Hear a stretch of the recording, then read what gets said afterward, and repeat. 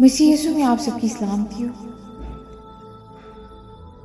हम खुदाओं का शुक्र अदा करते हैं आज के खूबसूरत दिन के लिए जो खुदावन ने हमें मुहैया किया।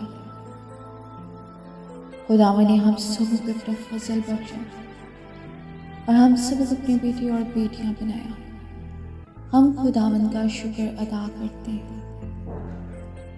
आइए अजीजों, खुदावन की जिंदगी बख्श कलाम में से आज हम पढ़ेंगे। यीशु शागिर्दों को भेजता है। मरकस की इंजील उसका 6वां बाब। और वो चारों तरफ के गांव में तालीम देता फिरा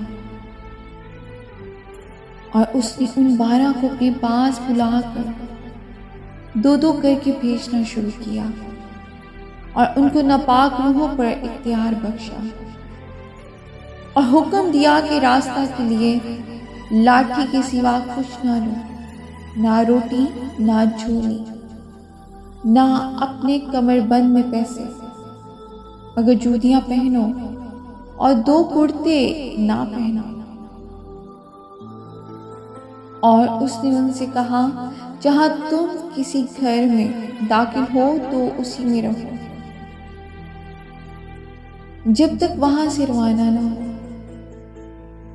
और जिस जगह के लोग तुमको कबूल ना करें और तुम्हारी ना सुने, वहां से चलते वक्त अपने तलवों की गर्द झाड़ दो ताकि उन पर गवाही हो। और उन्होंने रवाना होकर मनादी की कि तौबा करो।